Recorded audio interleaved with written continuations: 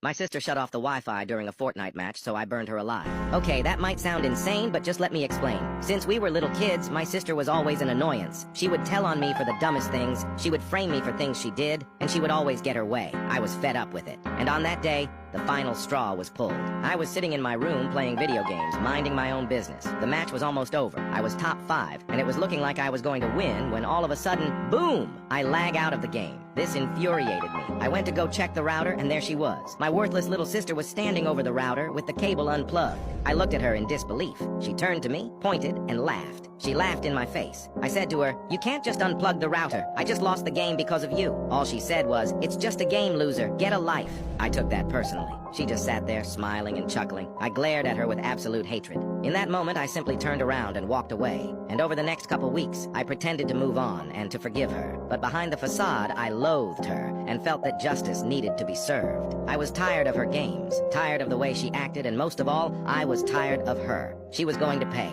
After our encounter, I was no longer a brother, a son, or even a person. I was simply vengeance. That weekend, our parents would be gone for their anniversary, and I was supposed to be at a friend's house. My sister would be home alone. However, I didn't go to the friend's house. I pretended to leave, and then I stayed hiding in the shadows. I waited outside of the house until dark. That's when I made my move. Now, normally, all of our doors and windows would be locked, but I made sure to leave one window unlocked to sneak back into the house. Walking around the house to the unlocked window, I passed my sister's room. She was on the phone with one of her friends, laughing, chuckling. My anger only grew. How could she be so happy? It was as if she didn't have a care in the world. I quietly snuck in through the window. The house was completely quiet, other than my sister's faint laughs from across the hall. I made my way into the kitchen. There, I turned on the oven and the stove to maximum heat. I threw paper towels and rags on top of it to speed up the process, and before I knew it, the kitchen was up in flames. The heat was overwhelming, and somehow my sister didn't notice it yet. I quickly climbed back out the window. Outside, I ran over to her bedroom window. Looking through it, she was laying on her bed talking to someone on the phone with earbuds in. She couldn't hear the fire raging throughout the house. It was perfect. In the blink of an eye, the fire reached her door, and you could see the red-hot glow from underneath it. My sister finally noticed it. She ran over and tried to open the door, but the doorknob burned her hand.